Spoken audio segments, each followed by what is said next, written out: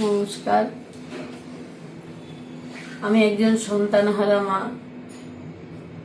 2024 9ই August আরজি করের বুকে যে ঘটনাটা ঘটেছিল আপনারা সবাই জানেন এবং আপনারা প্রতিবাদ করেছিলেন সবাই। রাত দখল, দিন দখল, অনেক আন্দোলন হয়েছিল। আমার মেয়ে আপনাদের মুখে প্রতিবাদের ভাষা জুগিয়ে গেছিল। একসঙ্গে থেকে কিভাবে লড়াই করতে হবে সেটা শিখিয়ে দিয়ে গেছিল। ও না থাকলে হয়তো জানতেই পারতাম না যে বাঙালি এখনো মেরুদণ্ড সোজা রেখে লড়াই করতে পারে।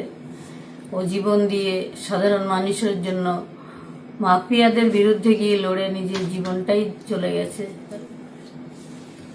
আমরা বাবা মা হিসাবে এখানে যেরকম চলে, ভিকটিম ফ্যামিলিকে কিছু টাকা ধরানো হয়, একুশে বাঁচিয়ে দেওয়া হয়, আমরা ওই টাকাটা নিতে পারিনি। বাবা মা হিসাবে আমাদের মনে হয়েছে আমাদের মেয়ের বিচার সব থেকে জরুরি। কেন ঘটলো একটা অন ডিউটি ডাক্তার তার কাজের জায়গায়, এটা স্বাস্থ্যমন্ত্রী কিছুতেই এর দায় এড়াতে পারেন না। তাই সবাইকে আমি আহ্বান জানাবো এবং সবাইকে অন্তরের কৃতজ্ঞতা জানাবো। যতদিন আমি না বিচার পাই ততদিন আপনারা আমাদের সাথে থাকবেন। দিদি, আপনার এই লড়াই, এই ঘটনা সারা পৃথিবীকে কাঁপিয়ে দিয়েছিল। সারা পৃথিবীর বাঙালিরা আমি দেখেছি বিদেশে কোথায় কোথায়, আমেরিকা, ইংল্যান্ড, অস্ট্রেলিয়া, যে জায়গায় চলে যান, সিঙ্গাপুর, যেখানে কিভাবে লোকে উঠে দাঁড়িয়ে গেছিল এই ঘটনা। আমি বহু বছর বিদেশে থাকি, আমি প্রবাসী বাঙালিদেরকে বাংলার কোনো ঘটনায় এইভাবে রাস্তায় নামতে, এইভাবে মাঠে নামতে দেখিনি।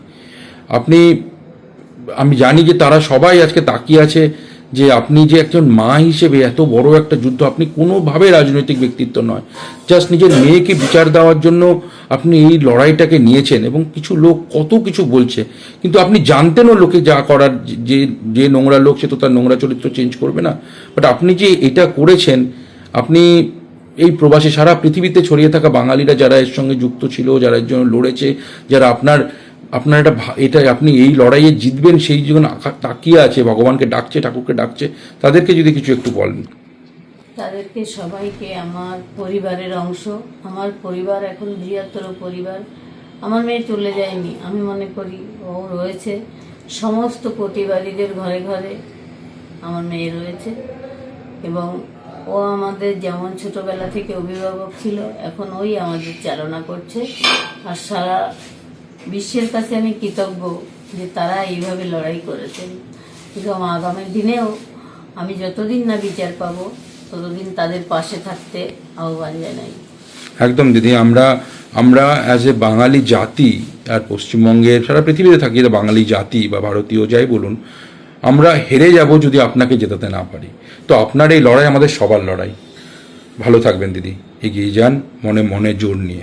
ধন্যবাদ দিদি। হয় আউট ভরসাইন, বিজেপিকে ভোট দিন।